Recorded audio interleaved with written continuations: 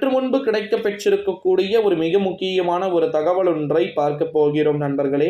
தகவலை பார்ப்பதற்கு முன்பு உதயநிதியை செருப்பால் அடித்த பொதுமக்கள், ரேவந்த் ரெட்டி பேசிய பேச்சு, கொதித்த தமிழ்நாட்டின் முதலமைச்சர், இனி என்னையெல்லாம் நடக்கப் போகிறது, இன்னும் என்னென்ன பிரச்சனைகளை எல்லாம் நாம் சமாளிக்க போகிறோம் அப்படின்னு சொல்லிட்டு தெரியாமல் திணறி போய் இருக்கிறாராம். இதை பற்றித்தான் இந்த வீடியோவில் நம்ம தெளிவாக பார்க்க போகிறோம் நண்பர்களே.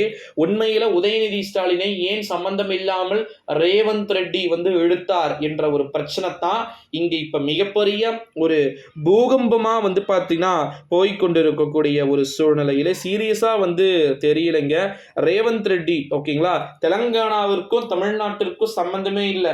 ஆந்திரா முதலமைச்சர் ஜெகன்மோகன் ரெட்டி பேசியிருந்தார்னா கூட அதுல ஒரு சான்சஸ் இருக்கு. ஆனா ஆந்திரா மாநிலத்துடைய முதலமைச்சர் ஜெகன்மோகன் ரெட்டி அப்படி பேச மாட்டார்.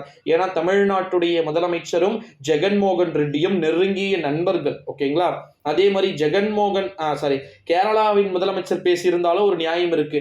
கேரளாவின் முதலமைச்சர் அவர்களும் நம்முடைய தமிழ்நாட்டின் முதலமைச்சர் அவர்களும் பாத்தீங்கன்னா நெருங்கிய நண்பர்கள் ஓகேங்களா.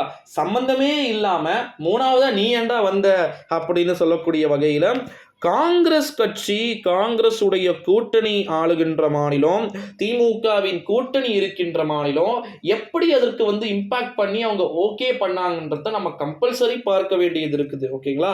ஸோ உதயநிதி ஸ்டாலின் பார்த்தீங்கன்னா ஒரு டம்மி நினைச்சிட்டாங்களா, இல்லை சனாதனம் தெலங்கானாவின் மாநிலத்தின் முதலமைச்சர் இருக்கிறார் அல்லவா, அவர் சனாதனத்தையுமே பார்த்தீங்கன்னா நன்கு பிடித்தவர். சனாதனத்தோடு சேர்ந்து அவர் கொஞ்சம் RSS சங்கி பரிவார் அமைப்புகளுக்கு ஆதரவாக இருந்தவர் ஓகேங்களா. அந்த ரத்தம் இவர் ஓகேங்களா. ஸோ அதனால மேபி இப்படி இருக்கிறாரா என்று தெரியவில்லை. ஆனா என்ன கேட்டீங்க அப்படின்னா இது தவறான ஒரு முன்னுதாரணம்.